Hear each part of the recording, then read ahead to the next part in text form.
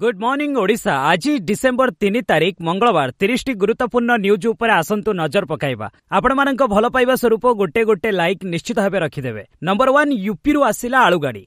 उत्तर प्रदेश रु गोटे ट्रक आलू सोमवार सकाळे कटक छत्र बजार रे पहुंचीथिबा बेले 4 ट्रक आलू पश्चिमबंग आसी पहुंचीथिबा जणा जायछि। पश्चिमबंग ए आलू गाड़ी गला बाट दे आसीथिबा सूचना रहिछि। सेहिपरि उत्तर प्रदेश रु भुवनेश्वर आईगिणिया मार्केट को 10 रु 12 ट्रक आलू पहुंचीछि। आलू गाड़ी पहुंचीबा परे बजार रे आलू दर ह्रास पाइबो बोली ग्राहक आशावादी अछन्ते। नंबर 2 आज ओडिशा आसुछंती राष्ट्रपति द्रौपदी मुर्मू 5 दिन रहिबे। मंगलवार दिन राष्ट्रपति द्रौपदी मुर्मू ओडिशा रे पहुंचीबे। राष्ट्रपतिंकर ए 5 दिनिया गस्त अवसर रे से भुवनेश्वर, पुरी और मयूरभंज रे आयोजित हेबाकु थिबा विभिन्न कार्यक्रम रे शामिल हेबे। एनी पुलिस पक्षरु सुरक्षा व्यवस्था को कड़ाकड़ी करा जायछि। मंगलवार अपराह्न 2:30 रे राष्ट्रपति दिल्ली स्थित राष्ट्रपति भवन रु बाहरिबे और वायुसेनार स्वतंत्र विमान जोगे अपराह्न 5टारे भुवनेश्वर बिजू पट्टनायक अंतर्जातीय विमान बंदर रे पहुंचीबे। नंबर 3 पन्नूर धमकपूर्ण इमेल मामला, गूगल को तथ्य मागिला क्राइम ब्रांच। राजधानी रे प्रधानमंत्री गस्त काल रे डीजी सम्मिलनी काल रे सांबादिक अक्षय साहू को एक इमेल मिलिथिला। एथिरे 1 डिसेंबर को कोनोसी व्यक्ति बिजू पट्टनायक एयरपोर्ट को न जिबाकू तथा कोनोसी विमान उड़ान न भरिबाकू कुहा जायथिला। एथिरे एक ऑडियो क्लिप मध्ये अटैच थिला। एई ऑडियो रे खलिस्तानी आतंकी पन्नूर स्वर सुनिबाकू मिलिथिला। एथिरे भुवनेश्वर को सिटी ऑफ टेरर बोली कहिथिला पन्नू, जाहाकू नै साहू पुलिस रे अभियोग କରିଥିଲେ।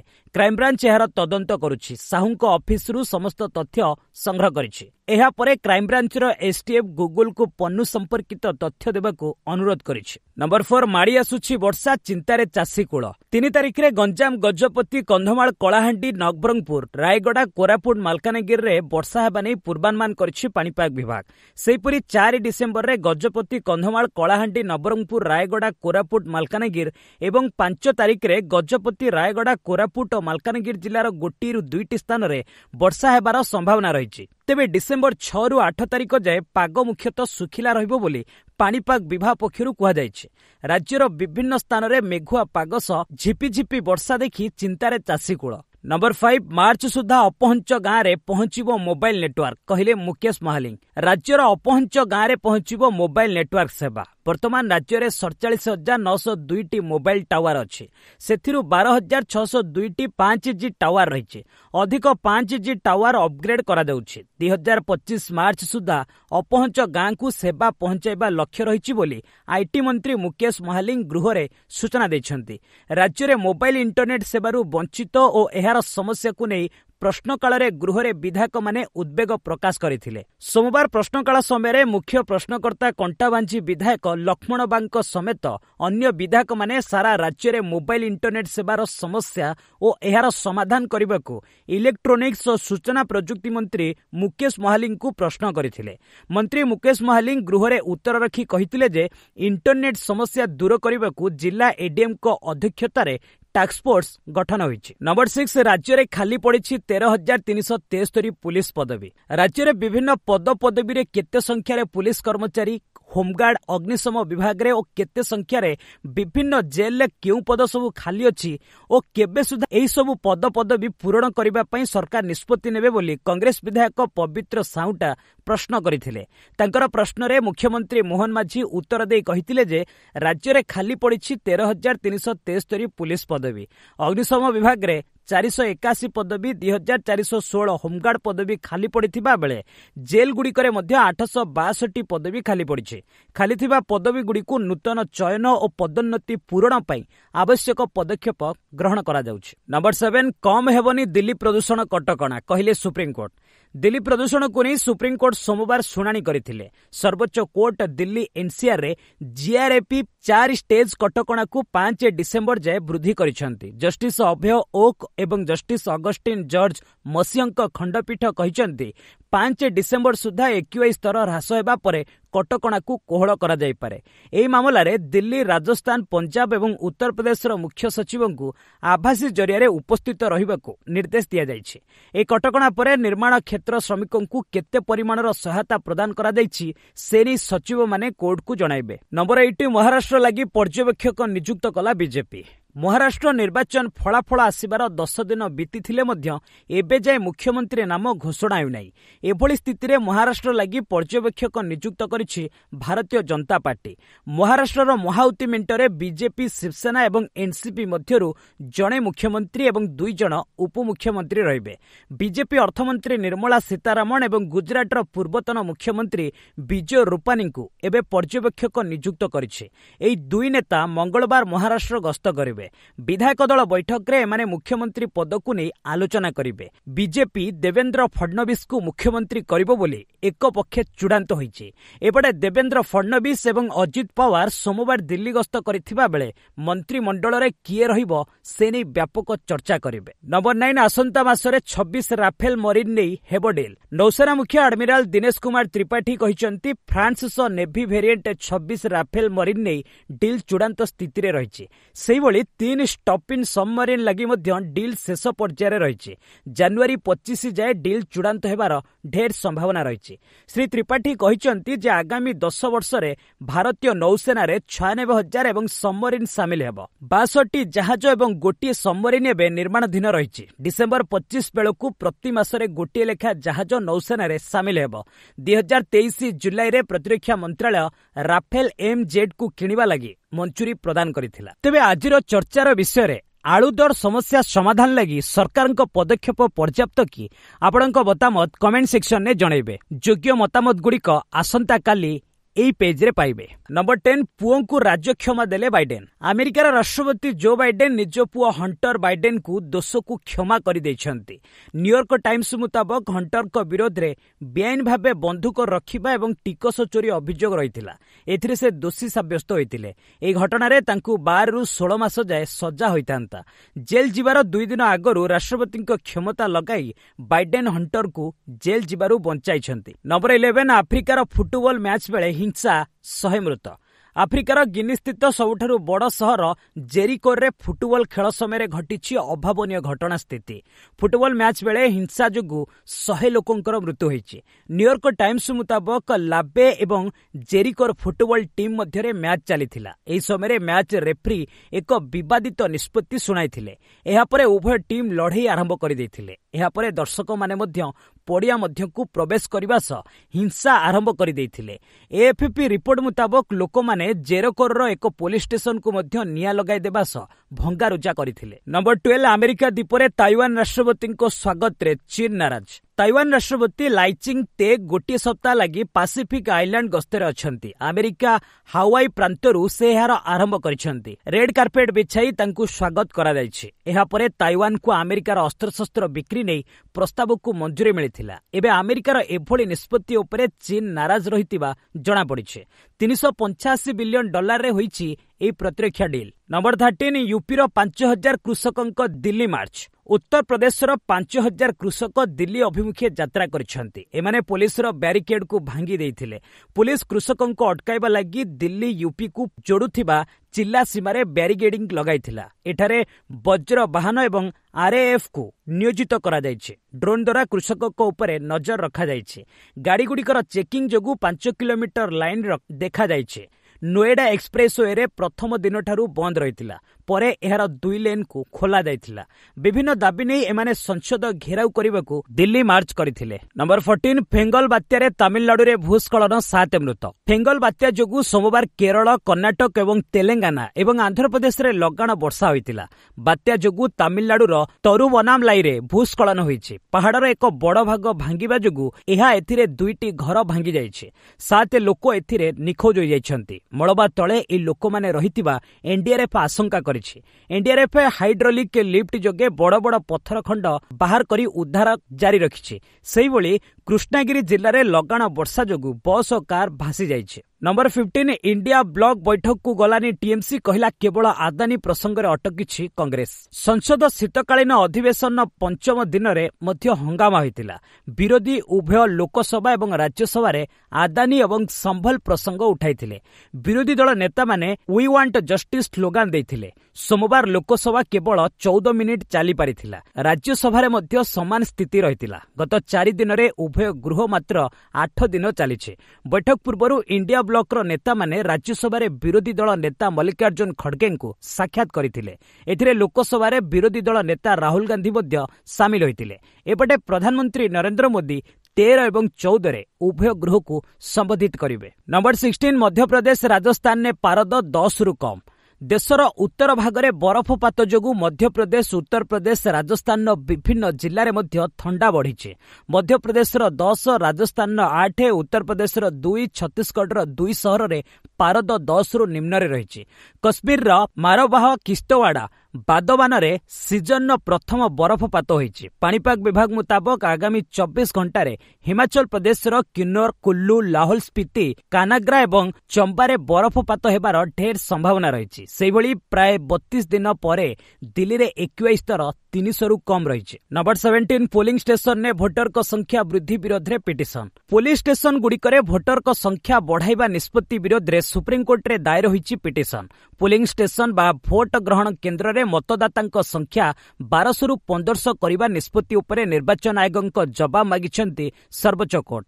3 ସପ୍ତାହ ମଧ୍ୟରେ ଏହାର ସଂକ୍ଷିପ୍ତ ସତ୍ୟପାଠ ଦାଖଲ କରିବାକୁ ନିର୍ବାଚନ କମିଶନକୁ ନିର୍ଦ୍ଦେଶ ରହିଛି। ପ୍ରଧାନ ବିଚାରପତି ସଞ୍ଜୀବ ଖାନ୍ନା ଏବଂ ଜଷ୍ଟିସ ସଞ୍ଜୟ କୁମାରଙ୍କ ଖଣ୍ଡପୀଠ କହିଛନ୍ତି ଏହା ପଛରେ ରହିଥିବା ତର୍କକୁ ଜଣାଇବା ଲାଗି କୁହାଯାଇଛି। ଏହି ମାମଲାର ପରବର୍ତ୍ତୀ ଶୁଣାଣି 2025 ଜାନୁଆରୀରେ ହେବ। ନମ୍ବର 18 ଯୌନକର୍ମୀଙ୍କୁ ଅଧିକାର ଦେଇଥିବା ପ୍ରଥମ ଦେଶ ହେଲା ବେଲଜିୟମ। ବେଲଜିୟମ ବିଶ୍ୱର ପ୍ରଥମ ଦେଶ ଭାବେ ଯୌନକର୍ମୀଙ୍କୁ ଅଧିକାର ପ୍ରଦାନ କରିଛି। ଯୌନକର୍ମୀଙ୍କୁ ମାତୃତ୍ୱ ଛୁଟି, ପେନ୍ସନ, ସ୍ୱାସ୍ଥ୍ୟ ବୀମା, ସେକ୍ସ ଲିଭ୍ ସମେତ ବିଭିନ୍ନ ଅଧିକାର ପ୍ରଦାନ ନେଇ ଏହି ଦେଶ ଘୋଷଣା କରିଛି। BBC ମୁତାବକ ଏହି ଆଇନ ଦ୍ୱାରା ଯୌନକର୍ମୀଙ୍କୁ ଅନ୍ୟ କର୍ମଚାରୀଙ୍କ ଦ୍ୱାରା ରୋଜଗାର ଏବଂ ନିରାପତ୍ତା ପ୍ରଦାନକୁ ପ୍ରାଥମିକତା ଦିଆଯାଇଛି। 1 ଡିସେମ୍ବରରୁ ଲାଗୁ ହୋଇଛି ଏହି ନିୟମ। 2022ରେ ବେଲଜିୟମ ସେକ୍ସ ୱାର୍କରଙ୍କୁ ଅପରାଧ ମୁକ୍ତ କରିଥିଲା। ଏହାପରେ ଏହି ଦେଶରେ ସେକ୍ସ ୱାର୍କରଙ୍କ ନିରାପତ୍ତା ଦିଗରେ ଏଭଳି ଆଇନ ପ୍ରଣୟନ କରାଯାଇଛି। ନମ୍ବର 19 କୁଏତରେ 24 ଘଣ୍ଟା ଫସିଲେ 60 ଭାରତୀୟ ଯାତ୍ରୀ ଗଲ୍ଫ ଏୟାର ବିରୋଧରେ ଭେଦଭାବ ଅଭିଯୋଗ। 60 ଭାରତୀୟ ଯାତ୍ରୀ ରବିବାର 24 ଘଣ୍ଟାରୁ ଅଧିକ ସମୟ କୁଏତ ବିମାନ ବନ୍ଦରରେ ଫସି ରହିଥିଲେ। ଏହି ଯାତ୍ରୀମାନେ ମୁମ୍ବାଇରୁ ଇଂଲଣ୍ଡ ମ୍ୟାଚେଷ୍ଟର ଯାଉଥିଲେ। NDTV ରିପୋର୍ଟ ମୁତାବକ ଏହି ଯାତ୍ରୀମାନେ ଗଲ୍ଫ ଏୟାର ବିରୋଧରେ ଭେଦଭାବ ଅଭିଯୋଗ ଆଣିଛନ୍ତି। ବିନା ଖାଦ୍ୟ, ପାନୀୟ ଏବଂ ରହିବା ସୁବିଧାରୁ ଏମାନେ ବଞ୍ଚିତ ରହିଥିବା କହିଛନ୍ତି। ଏମର୍ଜେନ୍ସି ଲ୍ୟାଣ୍ଡିଂ ଯୋଗୁଁ ଏହି ଯାତ୍ରୀମାନେ ଫସି ରହିଥିଲେ। ନମ୍ବର 20 54 ଇସ୍କନ ସଦସ୍ୟଙ୍କୁ ଭାରତ ଛାଡ଼ିଲାନି ବାଂଲାଦେଶ। ବାଂଲାଦେଶର ଇମିଗ୍ରେସନ ପୋଲିସ ବୈଧ ପାସପୋର୍ଟ ଏବଂ ଭିଜା ଥିବା ସତ୍ତ୍ୱେ ଭାରତ ଆସୁଥିବା ଇସ୍କନର 54 ସଦସ୍ୟଙ୍କୁ ସୀମାରେ ଅଟକାଇଛି। ଏହି ଲୋକମାନେ ଏକ ଧାର୍ମିକ ସମାବେଶରେ ଭାଗ ନେବା ଲାଗି ଆସୁଥିଲେ। ଏମାନଙ୍କ ନିକଟରେ ବୈଧ ଦସ୍ତାବିଜ ଥିଲେ ମଧ୍ୟ ସରକାରଙ୍କଠାରୁ ସ୍ୱତନ୍ତ୍ର ଅନୁମତି ନଥିବା ଯୋଗୁଁ ଛଡ଼ାଯାଇନାହିଁ ବୋଲି କହିଛି ପୋଲିସ।